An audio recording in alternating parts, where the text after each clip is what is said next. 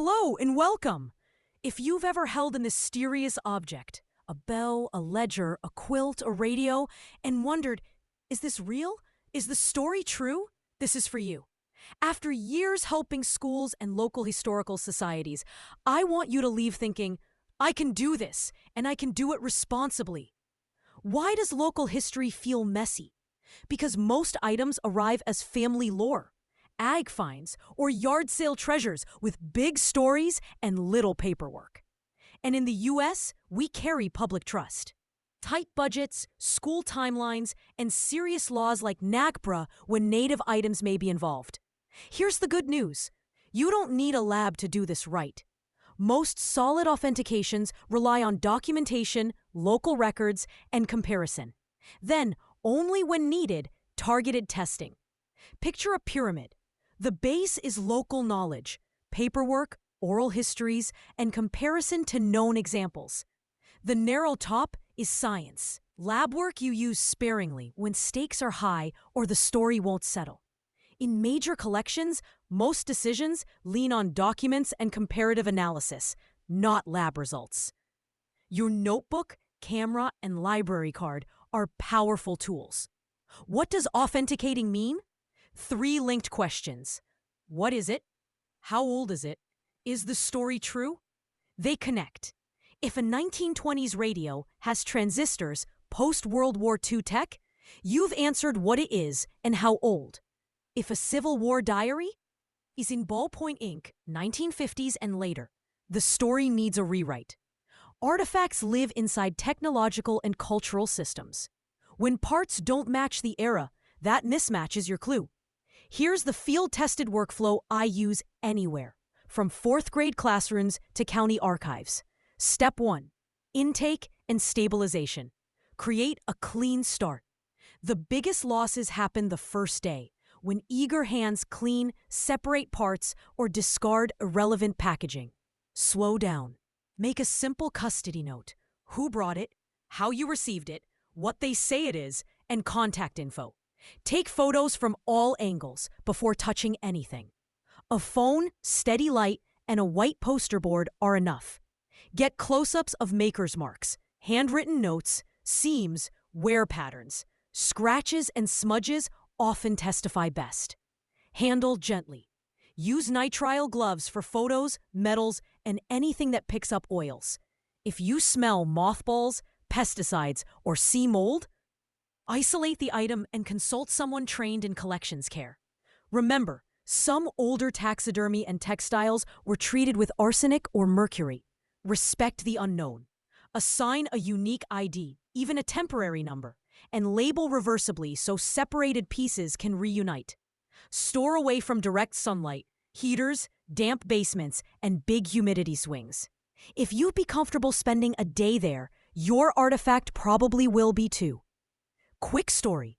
A volunteer almost wiped away a faint mark on the back of a Civil War-era photograph. Our before photos revealed it, a studio stamp that dated the image. We caught it because we photographed first. Day saved. Step 2, build a provenance timeline, the object's biography from creation to today. Start with the donor or lender's story. Let them tell it straight through without interruption. People often share a key name or place early on that vanishes under questions. Then ask focused follow-ups. Who owned it? In order. Where did it live? Was it used in a business, church, or school? How did it travel? Inheritance? Sale? Pulled from a building after a fire? Who else can vouch for parts of the story? Any photos showing it in use? Now verify with local sources. U.S. local history is a superpower. Search newspapers via Chronicling America or your library's archives for ads, event coverage, and photos. Use city directories and Sanborn fire insurance maps to match people to addresses and building uses. Check deeds and tax records to tie families to places over time. School board minutes, PTA records, and church registers can confirm bells, ledgers, trophies, and timelines. Often 3 anchors, a photo, a directory entry, a deed, transform a fuzzy anecdote into a sturdy timeline. Bonus: strong provenance doesn't just prove authenticity, it boosts value by tying objects to people, places, and events your community recognizes. Step 3: material and comparative analysis. Close looking before lab work. Materials and techniques speak their time. Are nails hand forged or machine made? Is thread cotton or synthetic? Do fonts, stitching, fasteners, and finishes fit the claimed period? Compare what you see to known examples in museum catalogs, historic photos, Sears catalogs, patents, and reputable online collections. You're spotting patterns. If 90% looks right and one element screams modern, pause. Maybe it's a later repair. Maybe the object is later than believed. Or maybe the story's off. This is a great teaching moment.